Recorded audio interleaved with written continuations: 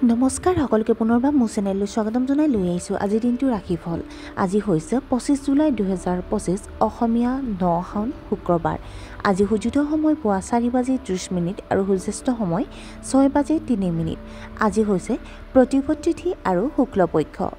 আজিৰ দিনটোৰ প্ৰথম ৰাশি হ'ল মেঘ ৰাশি। মানসিক চাপে আপোনাৰ কৰ্ম আৰু পাৰিবাৰিক জীৱনত প্ৰভাৱ পেলাব পাৰে। জ্ঞানপ্ৰাপ্ত মানুহৰ সৈতে আপোনাৰ আন্তৰিক সম্পৰ্ক থাকিব। ঘৰৰ সৰু সৰু কামবোৰক আজি আপুনি অগ্ৰাধিকাৰ দিব।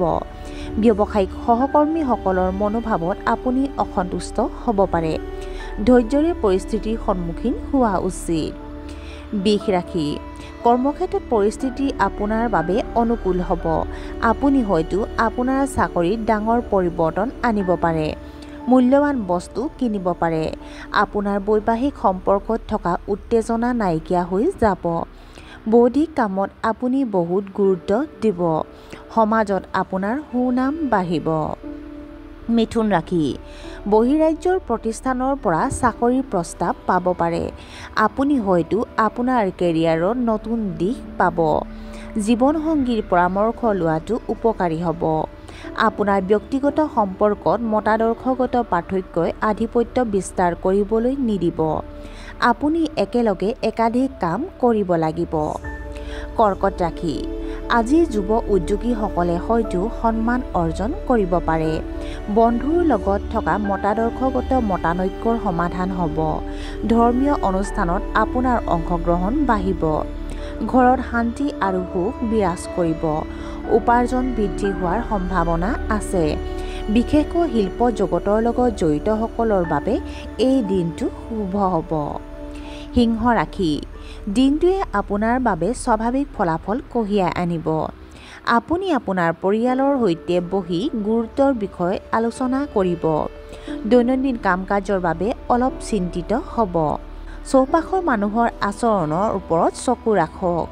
কোষ্ঠকাঠিন্য আৰু গেষ্ট্ৰিকৰ সমস্যা বৃদ্ধি পাব পাৰে। কন্যা ৰাশি। আজি আপুনি অতি শক্তিশালী অনুভৱ কৰিব। আপুনি শাৰীৰিকভাৱে শক্তিশালী হ'ব। পুৰণি ৰোগৰ বাধাৰ অন্ত পৰিব। আপুনি সৎসংগৰ দৰে ধৰ্মীয় কাম কাজত অংশগ্ৰহণ কৰিব। খাদ্যৰ বাবে বহুত টকা খৰচ কৰিব। কৰ্মৰত পেছাদাৰীসকলৰ আয় বৃদ্ধি পাব। তুলা ৰাশি।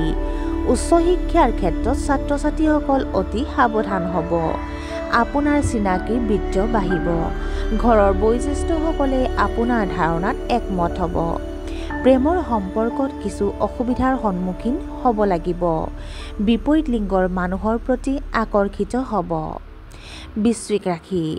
আপোনাৰ বৈবাহিক সম্পৰ্ক আনন্দময় হ'ব। মনৰ চঞ্চলতা নিয়ন্ত্ৰণ কৰক। ঋণ আৰু ঋণ পৰিশোধৰ বাবে দিনটো অতি গুৰুত্বপূৰ্ণ। মানুহৰ আশা পূৰণ কৰিব। আপোনাৰ চিন্তাধাৰাৰ বিষয়ে অলপ স্পষ্টকৈ কওক। আপোনাৰ জীৱনসংগীৰ গুৰুত্ব বুজি লওক। ধনু ৰাশি।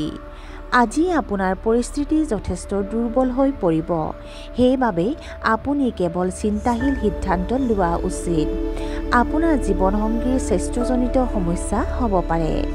পেটৰ অসুখে আপোনাক অসুবিধা দিব পাৰে। ঈৰ্ষাপৰাই মানুহে আপোনাৰ বিষয়ে ভুল কথা প্ৰচাৰ কৰিব পাৰে।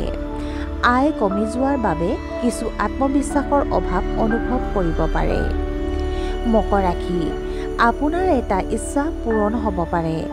আপোনাৰ পৰিয়ালৰ সদস্যসকলৰ আচৰণ আপোনাৰ প্ৰতি উৎকৃষ্ট হ'ব। আপুনি আপোনাৰ সফলতাক সম্পূৰ্ণৰূপে উপভোগ কৰিব।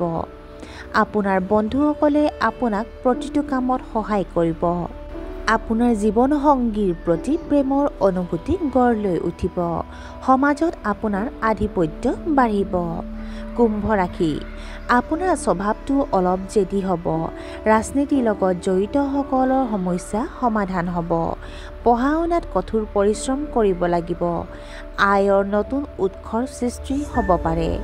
ঋণ দিয়া টকাখিনি ঘূৰাই দিব লাগিব।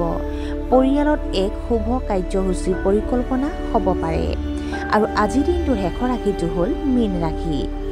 আপোনাৰ ওপৰত দায়িত্বৰ বোজা বাঢ়িব।